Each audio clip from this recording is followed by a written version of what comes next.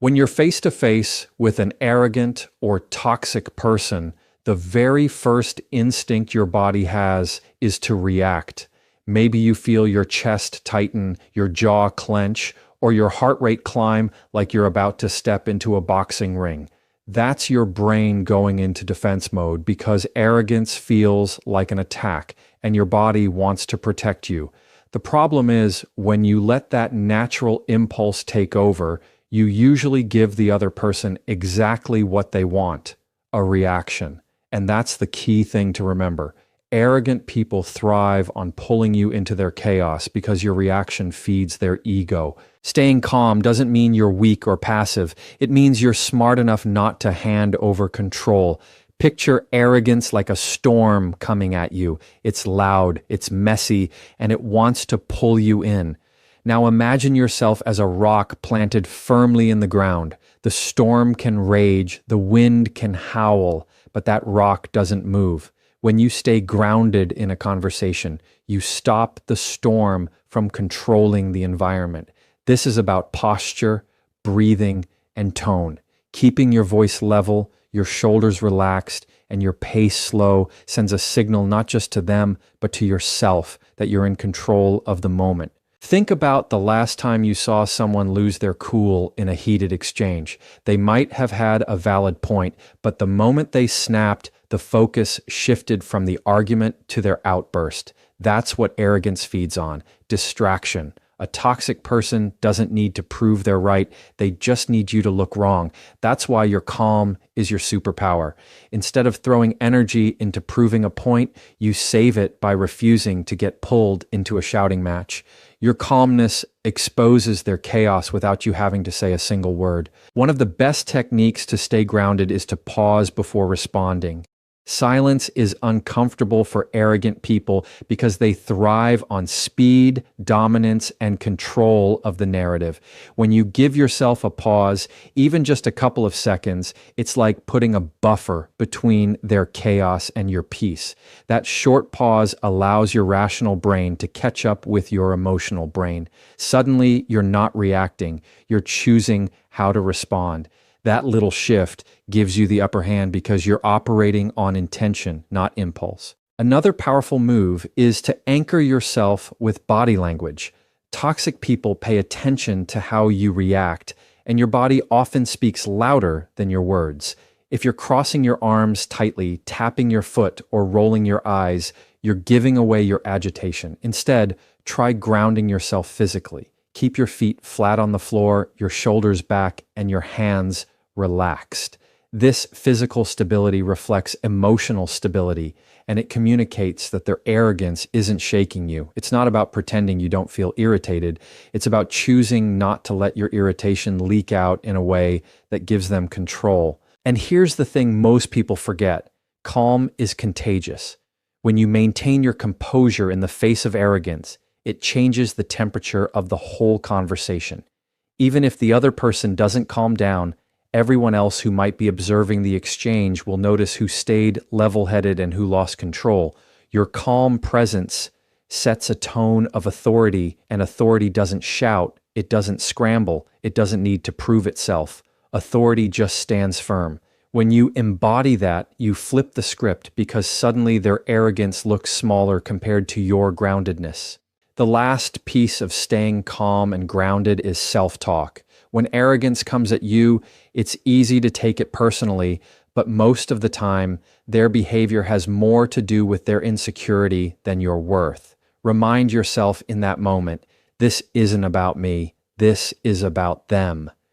That mental reset is what keeps you from internalizing their words or spiraling into defensiveness. You're not minimizing what they're doing, you're refusing to let it stick to you. Self-talk is like putting on armor before stepping into battle. The words bounce off and you keep your peace intact because you know who you are, and no amount of arrogance can rewrite that truth. Boundaries are not about pushing people away. They're about protecting what matters most to you, your peace, your time, and your energy. The challenge is that when you're dealing with arrogant or toxic people, they often view boundaries as a challenge to their control. That's why the smartest way to set them is to keep them short and clean without slipping into explanations. The moment you start explaining, you open the door for them to debate, twist, or poke holes in your reasoning. A simple, "I'm not available for that," is more powerful than a long justification that sounds like permission for them to argue. Arrogant people thrive on pulling you into explanations because it keeps the spotlight on them. Imagine someone asking why you didn't agree with their opinion, and instead of just saying, "That doesn't work for me," you dive into a 5-minute breakdown of your reasons. What happens? They cut you off, dismiss your points, or twist your words to make you look unreasonable. That's why explanations rarely protect you. They just hand the toxic person more material to use against you. Boundaries without explanation leave no cracks for them to squeeze through. Think of it like locking your front door. You don't need to post a sign explaining to the world why you locked it. You lock it because it's your house, and you don't owe anyone a tour of your reasoning. It's the same with your boundaries in conversation. You get to decide where your lines are and how you enforce them without feeling guilty for not justifying yourself. Toxic people will often try to make you believe that your boundary is rude, unfair, or disrespectful, but that's just because your boundary is taking away their control. Your job isn't to convince them, it's to keep your door locked. One of the best tools for setting boundaries without explanation is short, confident phrases. Things like, "I'm not interested in that," "That won't work for me," or "I'll pass on that," are clear and final. Notice how none of these phrases invite further discussion. They're not rude, but they also don't give space for manipulation. When you say them with a calm, steady tone, you're signaling that this line isn't up for negotiation. Toxic people might push back, but the less you say, the less they have to use against you. Now, let's address the discomfort that often comes with this. Most of us feel pressure to explain because we don't want to seem harsh or uncaring, but here's the truth. Explanations are often about trying to manage the other person's reaction, and that's not your responsibility. You can't control how an arrogant person feels about your boundary, but you can control how clearly and consistently you deliver it. Releasing yourself from the pressure to over-explain is what gives you freedom. It allows you to hold the line without carrying the weight of their emotions. What usually happens when you set a firm boundary is resistance. A toxic person might laugh, roll their eyes, or try to guilt you into backing down. That's expected. But the more consistent you are, the faster they learn that your boundaries aren't moving targets. It's not about winning them over. It's about training yourself to hold the line no matter what. Over time, you'll notice that your boundaries become second nature, and your confidence in setting them grows stronger because you've proven to yourself that you can protect your space without needing to justify it. The key mindset to remember is this: a boundary is not an argument, it's a decision. It doesn't require agreement, validation, or approval from anyone else. The moment you stop explaining yourself, you take away the leverage that toxic people depend on.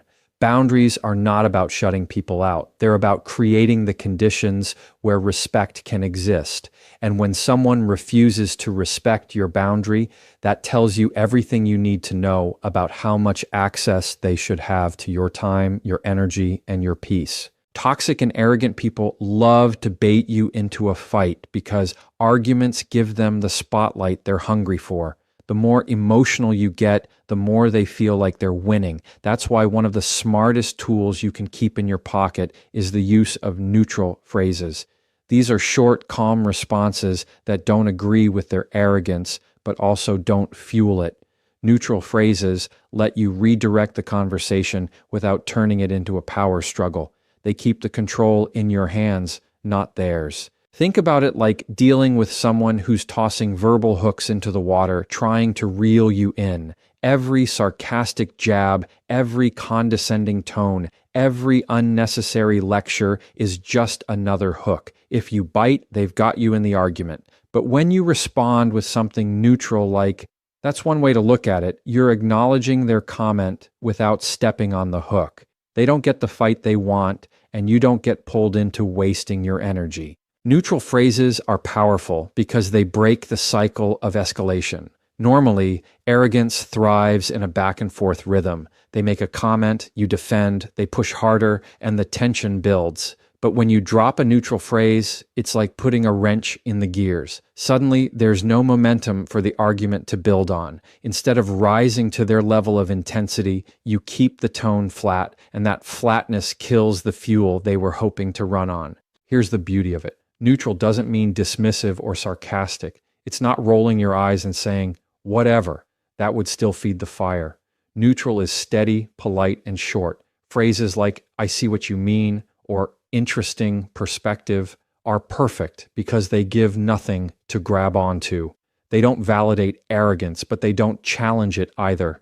That middle ground is exactly where you want to be when someone is trying to provoke you. One of the best parts of using neutral phrases is that it buys you time. Instead of rushing to defend yourself or scramble for the perfect comeback, you're able to stay calm and keep the conversation from spinning out of control. While they're waiting for you to rise to the bait, your neutral phrase shuts the door and gives you a chance to step back mentally. It's like pressing pause on the conflict while still keeping your composure. That pause keeps you grounded and protects you from saying something you'll regret later. Now, some people worry that using neutral phrases makes them look passive, but it's the opposite. Neutral phrases aren't about ignoring what's happening. They're about choosing not to play the game. It's like stepping onto a chessboard with someone who cheats. The smartest move isn't to try to win their way. It's to walk off the board entirely. Neutral responses let you stay present without playing by their toxic rules. That's not passive. That's strategic. It shows that you value your peace over their need for control. And here's the part that really matters. When you practice this skill consistently, people notice. Colleagues, friends, or family members who witness you handle arrogance with calm, neutral responses will see who actually held control of the moment. You don't have to win an argument to win respect. Sometimes the most commanding thing you can do is say less, stay neutral, and keep moving forward. Neutral phrases might feel small in the moment, but they are one of the sharpest tools you can use to cut through the noise of toxic behavior. One of the smartest ways to deal with arrogant or toxic people is by turning their own words back on them with questions. Arrogant people often make bold, sweeping statements without much substance behind them. They thrive on dominating the conversation and shutting down anyone who challenges them. But when you calmly ask clarifying questions, you shift the pressure back to them without being aggressive. Instead of defending yourself, you're inviting them to explain, and suddenly the spotlight isn't on you anymore, it's on them. Clarifying questions are powerful because they slow the pace of the conversation. Toxic people depend on keeping the exchange fast and overwhelming, throwing out sharp comments before you have time to respond. But when you ask something like, "What makes you say that?" or "Can you explain what you mean by that?" you're forcing them to pump the brakes. You're not attacking them. You're not escalating.